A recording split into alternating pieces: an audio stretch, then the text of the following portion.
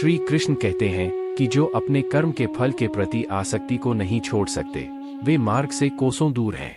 अपनी इच्छा की शक्ति से अपने आप को नया आकार दें, अपने आप को कभी भी स्वेच्छा से नीचा न होने दें। इच्छा ही आत्मा की एकमात्र मित्र है और इच्छा ही आत्मा की एकमात्र शत्रु है।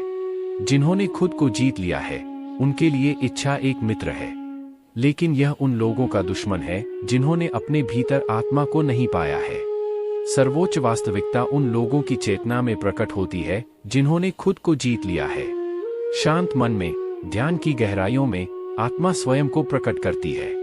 स्वयं के माध्यम से स्वयं को देखकर एक आकांक्षी पूर्णता के आनंद और शांति को जानता है। कोई भी जो अच्छा काम करता है, उसका कभी भी बुरा अंत नहीं होगा, न तो यहाँ और न ही आने वाले युग में। गंभीर तपस्या और ज्ञान मार्ग से ध्यान श्रेष्ठ है। मुझ पर अपना मन लगाकर योग के अभ्यास से स्वयं को अनुशासित करो। मैं उन लोगों के लिए हमेशा मौजूद हूँ जिन्होंने मुझे हर प्राणी में महसूस किया है।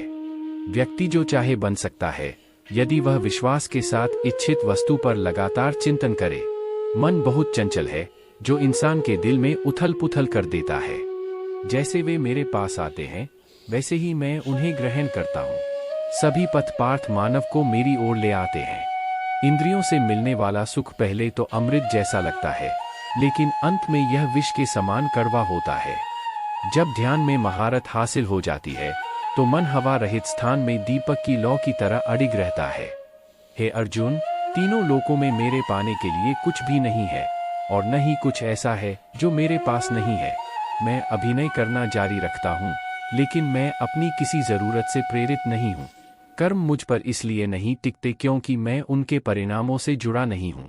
जो लोग इसे समझते हैं और इसका अभ्यास करते हैं, वे स्वतंत्रता में रहते हैं। ज्ञान की भेंट किसी भी भौतिक भेंट से बेहतर है, क्योंकि सब कामों का लक्ष्य आत्मिक बुद्धि है। जैसे आग की गर्मी लकड़ी को राख कर देती है, वैसे ही ज्ञान की आग सभी कर्मों को भस्म कर देती है।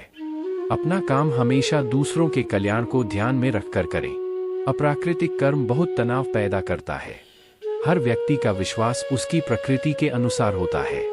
मैं उन्हें ज्ञान देता हूँ जो सदा मुझसे जुड़े रहते हैं और जो मुझसे प्रेम करते हैं। मेरी कृपा से कोई सभी कर्तव्यों का निर्वाह करते हुए भी बस मेरी शरण में आकर अनंत अविनाशी निवास को प्राप्त करता है। बुद्धिमान व्यक्ति कामुक सुख में आनंद नहीं लेता। जो कार्य में निष्क्रियता और निष्क्रियता में कार्य देखता है, वह एक बुद्धिमान व्यक्ति है। मैं धरती की मधुर सुगंध हूँ, मैं अग्नि की ऊष्मा हूँ, मैं ही सभी जीवित प्राणियों का जीवन भी और मैं ही सन्यासियों का आत्मसंयम हूँ। तुम उसके लिए शोक करते हो जो शोक करने के योग्य नहीं है, और फिर भी ज्ञान की बातें करते हो। बुद्धिमान व्यक्ति ना जीवित और ना ही मृत व्यक्ति के लिए शोक करते हैं।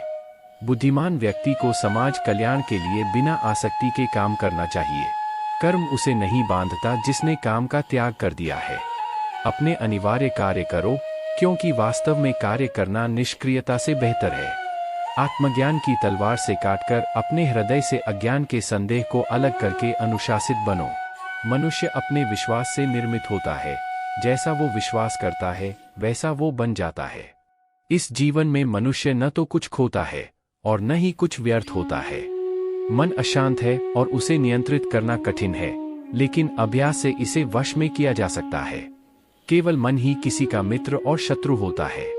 व्यक्ति या जीव का कर्म ही उसके भाग्य का निर्माण करता है। जब मानव अपने कार्य में आनंद खोज लेता है, तब वह पूर्णता प्राप्त कर लेता है। नरक के 3 द्वार वासना, क्रोध और लालच हैं। क्रोध से भ्रम पैदा होता है, भ्रम से बुद्धि व्यग्र होती है।